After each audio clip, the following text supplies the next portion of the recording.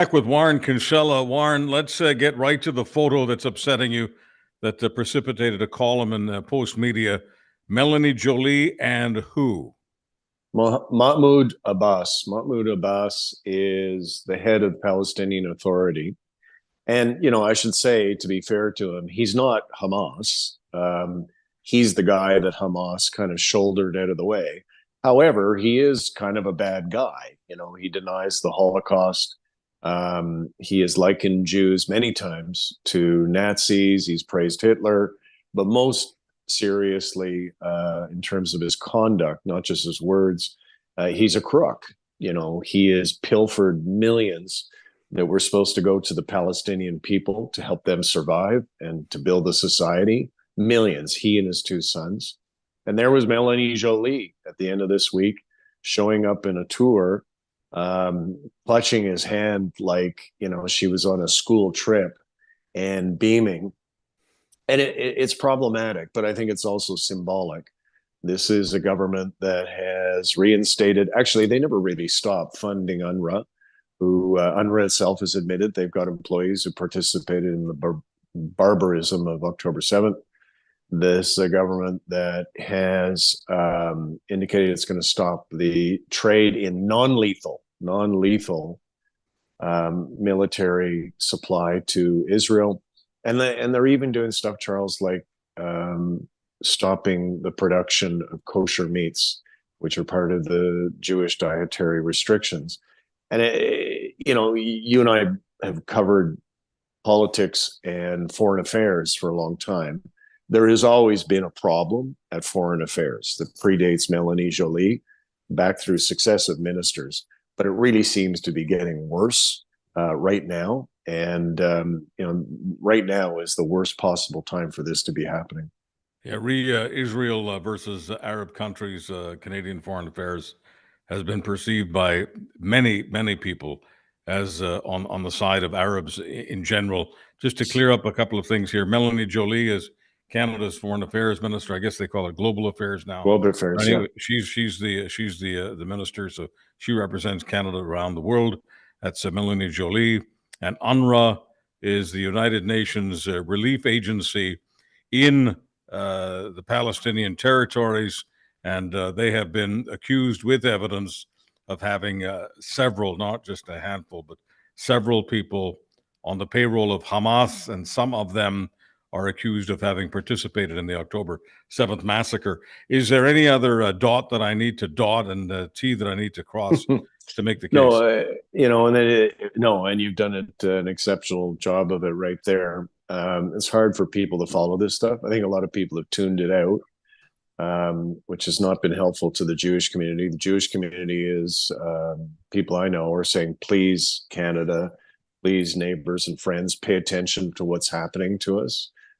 Protests at synagogues where people are holding up signs accusing them of sin, S-I-N, of being synagogues, places of sin, Jews being attacked. The problem is getting worse.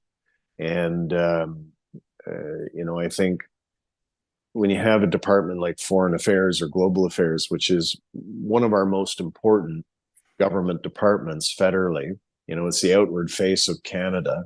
It really is important, I think, that department be seen as fair and balanced. And as you and I have both done, you and I have been very critical of Benjamin Netanyahu. I think he's a crook as well. I think he'll be gone after the war, hopefully sooner than that. But, I support Israel and I support the Jewish people, and they're dealing with this wave of anti-Semitism around the world.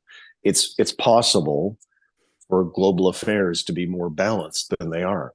It's desirable that they be more balanced. And under Melanie Joly, I think the balance has been disturbed. It's been wrecked. And I really think she's the wrong minister at this very difficult time.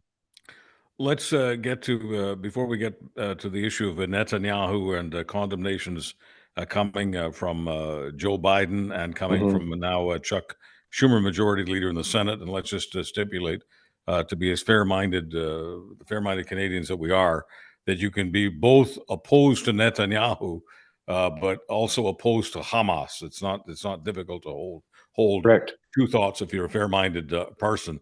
And I'm not likening Netanyahu to Hamas.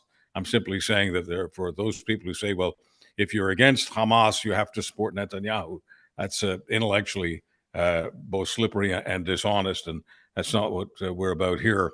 But before we do all of that, as far as the situation uh, attacking Jews in Canada, the biggest Jewish community in Canada, of course, is in Toronto, where you spend much of your time.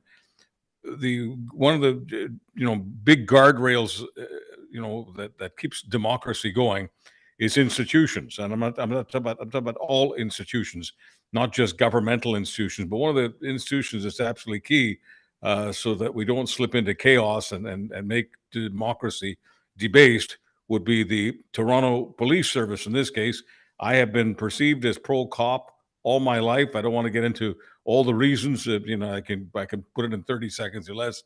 I've had my life threatened, and it wasn't the thug that saved my life. It was the cop. So on a very personal level, I've been a pro cop person. I think Warren Kinsella, for several reasons, not different from my own, you have been as well. So one can also hold two thoughts at the same time. One can be pro Canadian police, whether it's RCMP or local, but also critical of what the Toronto Police Service is doing and not doing. I wonder if you could fill in the blanks there, Warren, on what the Toronto Police Service right now is not doing regarding attacks on the Jewish community in Toronto. Well, how much time do you have? Right? Like This how is long? this is important. So take whatever time, because the Toronto Police Service is the largest in the country, and this matters. No, I know I'm being facetious. My point is the list is long. The answer to your question is, the list is long. There's a firebombing of a Jewish delicatessen, a Russian Jewish delicatessen up near Steeles in Toronto. No arrests. There have been attacks on Jewish community centers. No arrests. There have been attacks on physical violence on Jews. No arrests. There have been the targeting of the synagogues. We just referred to two synagogues in Toronto just in the past week or so. No arrests. No arrests of the people who were doing the attacks, by the way. There's just been a huge, huge problem in Toronto and in Montreal. And, I don't know where the police are. Like, they're in Ontario, they're on what's called the Sunshine List. The vast majority of Toronto police earn more than $100,000 a year. Some of them earn substantially more than that. Where are they? Where are they? And it's not like we have a shortage of laws, Charles. We've got a multiplicity of laws under Section 319, 320 of the Criminal Code. The Trudeau government is proposing to bring in even more laws to deal with this sort of problem online. We got unlawful assembly and rioting and intimidation and threats and promotion of hate and promotion of genocide. We've got the laws. What we seem to lack is the guts, the wherewithal. We seem to lack police forces in two of our largest cities to act against it.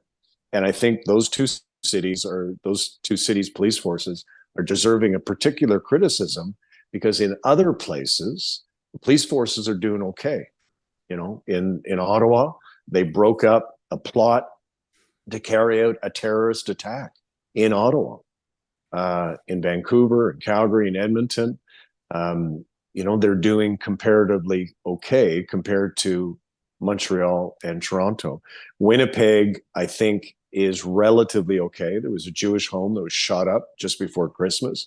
Didn't get as much attention as it deserved.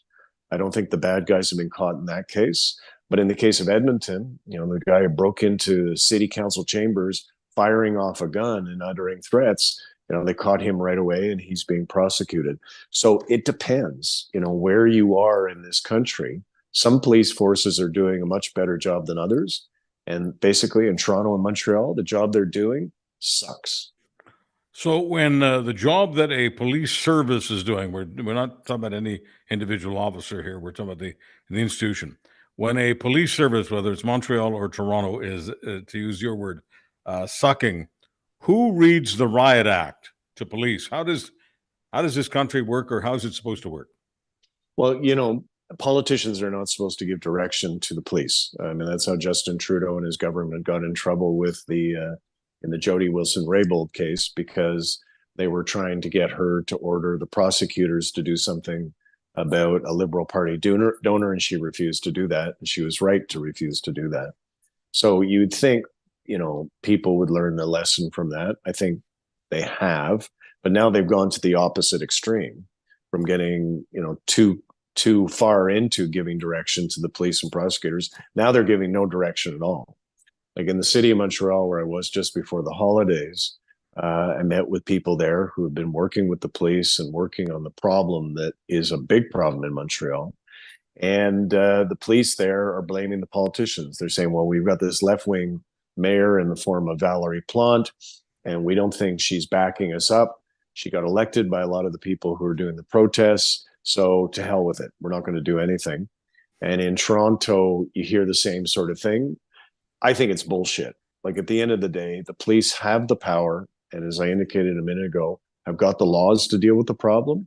They need to deal with the problem. I don't think Olivia Chow or Valerie Plante are going to say, I disagree with the police. I think they're going to let the police do their job. So the police should do their job. So let me go to the Constitution, and you're the lawyer, so I always defer to you. So, according to our Constitution, all of the cities, all of the towns, all of the hamlets and villages of this country are all creatures of the province. The province is the boss. So, wouldn't it be fair to say that in this case, if the Montreal and Toronto police services suck, and somebody on high needs to say something without interfering directly in their business, but somebody needs to speak out? Wouldn't it be, in the case of Ontario, the Premier of Ontario, and the same in Quebec? So here's my question to you, Warren Kinsella, the lawyer and the constitutional expert. Why aren't the premiers of Canada's provinces reading the Riot Act to police? Well, in the case of Premier Legault in Quebec, to give him some credit, which is something I don't do very often, and I don't think you do either, after an imam stood in front of 20,000 people and called upon God or Allah to kill the Jews, Legault was livid and said that the police needed to act. So he deserves some credit for that. Ford has made similar comments condemning, acts of anti-Semitism and anti-Semitic crime in the streets. But I think the most important person really in both of those situations is not the premiers, it's the Attorney General. Let me explain why. If somebody robs the bank of Charles Adler, they get caught and there's evidence, they get prosecuted. You don't have to ask anybody's permission. Prosecutors can decide whether if the evidence is sufficient to prosecute. But the sections about promoting hate are one of the few sections in the criminal code that require the permission of the Attorney General of the province for the prosecution to go ahead.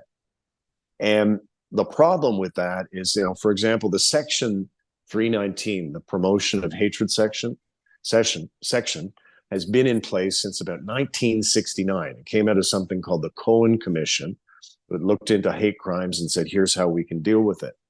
Since 1969, Charles, that section has been used maybe 2 or 3 dozen times, tops. Keegstra was one, and some Nazis I went after in Toronto was another, but it hasn't been used very often. And, the obvious question I think you're thinking of right now is, well, if those are the only prosecutions that are taking place, I compare it to the fact that we've had thousands of hate crimes, obvious hate crimes taking place in the country. Why isn't this resulting in this? Why are the hate crimes resulting in prosecutions? It's because of the attorney generals. They are very reluctant to give permission to prosecute in these cases. I don't know why. My suggestion has been, and I've written about this, we need to remove the requirement that the police and prosecutors have to seek the permission of the attorney general. Too much politics gets involved. Just prosecute it like you would any other section of the criminal code, and then the judge and the jury can decide what the outcome should be, not the attorney general. So I want you to help members of the public here, because there is this notion that if people demonstrate, whether it's demonstrating in front of a synagogue or a, a Jewish bookstore, whatever, that there's nothing wrong with that. So, separate it for me, would you, Warren? What is the distinction between simply exercising freedom of expression, which is sacred in a free country like Canada, exercising freedom of expression, and committing a hate crime or involving yourself in criminal harassment? There are many other laws, but what's the difference between illegal and legal when it comes to these demonstrations? Well, in my view, what it should be is, for example, the Israeli consulate in the city of Toronto is at the corner of Bloor and Yonge Street. It's in a prominent location. It's got a big sidewalk there. That is a proper place to protest Israeli government policy. That is a proper place to protest against the policies of Benjamin Netanyahu. You're allowed to do that. In fact, I think people who live in that area and work in that area expect that. What is not proper and what is hateful is to target a place of worship, like a synagogue, at which is a place where people are at their most vulnerable, as we saw during the Quebec City mosque shooting a few years ago. You don't go after a place of worship. You don't go after someone's home, as somebody did in Winnipeg. You don't go after a community center. Like, it's okay to oppose policies of governments. It's okay to do that. That's encouraged, to your question, under our Constitution. Section 2B, you are permitted to do that.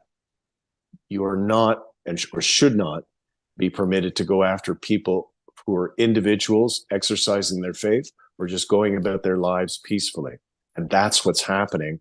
And that's why some of us are so critical of the police and are kind of starting to move towards becoming anti-police, because the police are not protecting innocent civilians. So let's talk about innocent civilians in Gaza. Um, Everyone understands that Israel has the right to exist. I think everyone understands. I mean, radicals don't understand that, but most people understand. Once again, the fair-minded Canadian is who we're appealing to here. Fair-minded American, anyone else who's fair-minded, listening or watching the podcast. So, yes, Israel has the right to exist. Yes, Israel has the right to defend itself.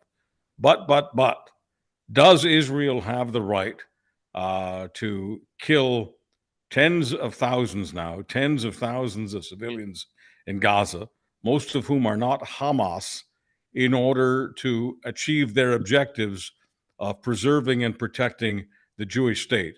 Once again, I'm asking you not to be a partisan pro this or pro that, simply to exercise your deductive reasoning, your logic, and your training in law and international law. Is there not something wrong with this picture? Yeah, there is. International law accepts that, unfortunately, regrettably, in any war, in every war, civilians get killed. Where you get into trouble is where an inordinately large number of civilians are getting killed. And I think in the early stages of this war, we don't know this for sure, but this has been reported by some credible news organizations. And the Israeli military, who quite frankly dropped the ball on October 7th, right? They didn't even see it coming. They didn't protect Israelis, were using ordnance. They were using bombs, in effect, dumb bombs that had the effect of hurting and killing too many innocent civilians. Apparently that approach has changed, so that's a good thing. But I think, getting back to your original point, Israeli military policy is ultimately dictated by the civilians within the Israeli government. And the government of Benjamin Netanyahu is the most furthest right government in the history, I think, of Israel. And they are just like the wrong government to have in place at this time.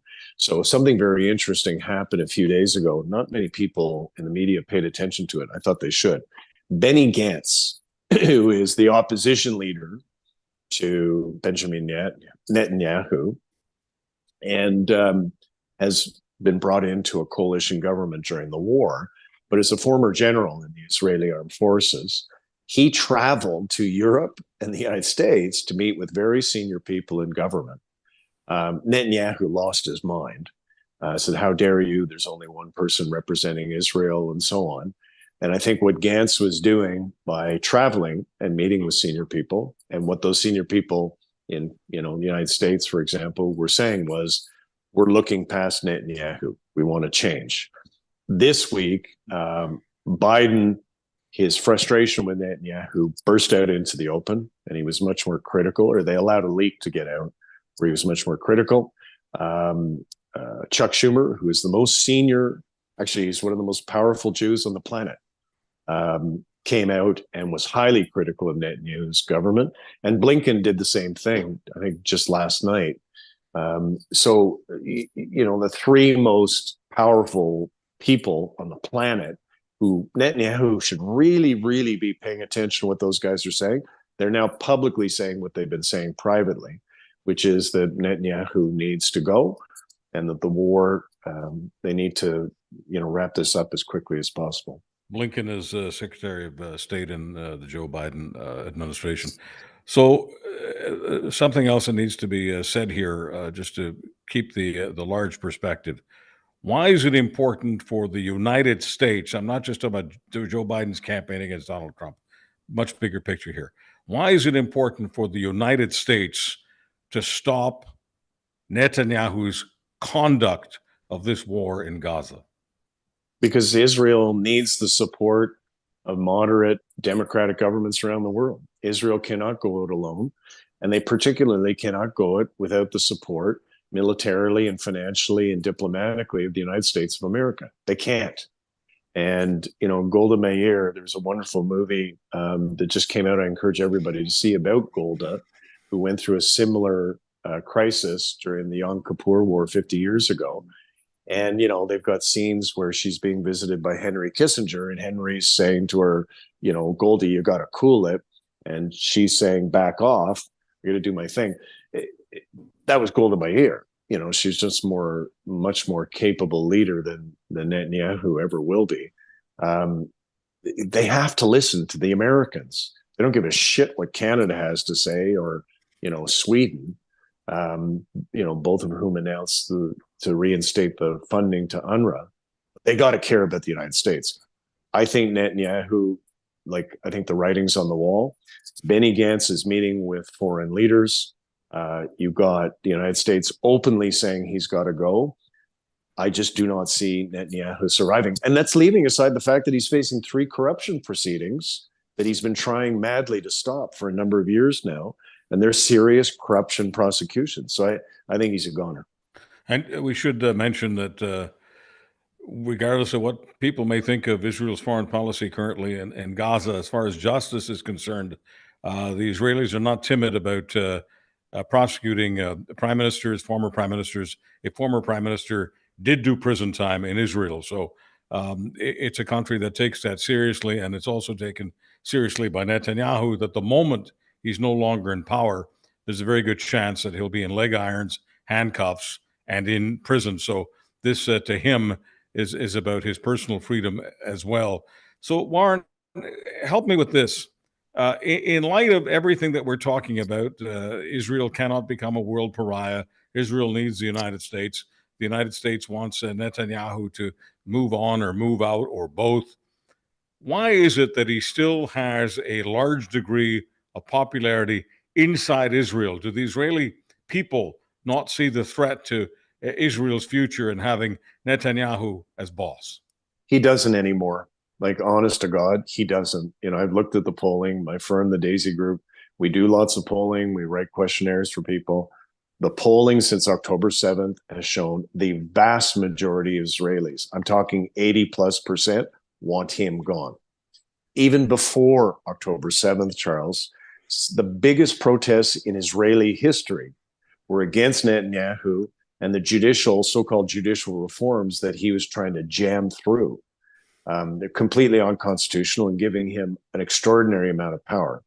The Israelis were rising up against him already. And the hostage families who, I've met with some of these people, it just breaks your heart, the pain that they experience.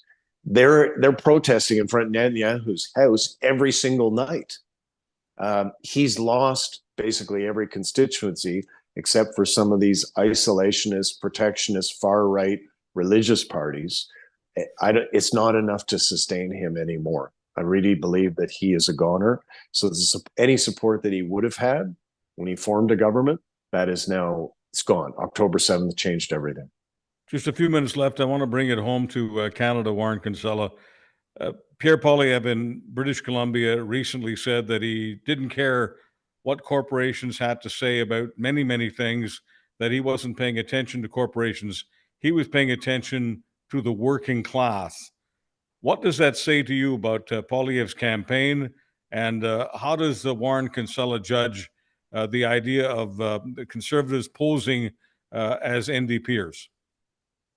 Well, the proof's in the pudding. Full disclosure, I've been proud to represent LIUNA, biggest trade union in North America, the Laborers International Union in North America. I've represented them for years.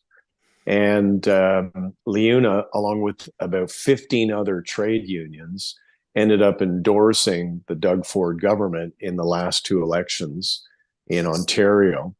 And why did they do that? It's because Ford has had some very progressive labor policies, kind of stuff you'd actually see from an NDP government in the past. I think what Poilievre is trying to do is kind of do a carbon copy of what Ford has done. The problem he's got is I'm not clear on whether, a lot of unions believe him. I actually, and I do lobby work. I liked it when Poilievre said corporate lobbyists aren't going to like me because I'm not going to pay attention to them. I'm going to pay attention to regular people. Politicians say stuff like that all the time, but that would be nice if that actually were to happen. So I guess the jury's out. I'm sorry. I'm just too old, Warren. I've just been around for too long. The idea that, and this is not about Conservatives, whether it's, they're all the same. If a liberal said they wouldn't pay attention to corporate lobbyists, lobbyists run this country, and this isn't some conspiracy theory of mine. All governments, yes, NDP governments as well, provincially, pay attention to lobbyists. You know all about the lobby business. At times you're a lobbyist yourself. The idea that governments will ignore lobbyists is a crock. I mean, it's probably the biggest crock I've ever heard in my life. Yeah, like I say, it was nice. It's a nice thought. But we'll see. I mean, one of his advisors is the top lobbyist for Huawei, and he said he wouldn't listen to Huawei either. So, you're absolutely right. They all say the same thing. Liberals, Tories, New Democrats, they're not going to listen to lobbyists, and then they end up doing so. But on the union piece, if he's serious and he does what Ford did, because nobody believed Ford would actually pull it off, and he did, I think that would be a good thing. And, I'm biased. I represent this big trade union, and I'm proud to do so. But I think they would pretty good thing. It would be for politicians to listen a bit more to some of the union folks and not just some lobbyists. And in full transparency, you're not unfriendly with Doug Ford, and you and Doug Ford have had a he's pretty a friend. Good relationship over the years. Yeah. All right. He's a friend. We used to be arch enemies. Yeah. And he called me at some very difficult points in my life. And, you know how it is. You remember stuff like that. He didn't call me about policy. He didn't have to. I'd been kicking the shit out of him in the media, and I was down, and he gave me a call, and he was a human being. And so I guess that's the big question here is Poilievre a human being? Is he going to be kind to humans? So far, the evidence is not good. The evidence is not good in that regard. Sometimes they can surprise you, but so far it's just words. Folks, you will not get this on any other podcast where a significant guest says, we don't know whether or not a person who is perceived as possibly a prime minister in waiting, we really don't know whether he's going to be kind to human beings. All right. So on that happy note, Warren Kinsella, thank you so much. Thank you, fellow human. I'm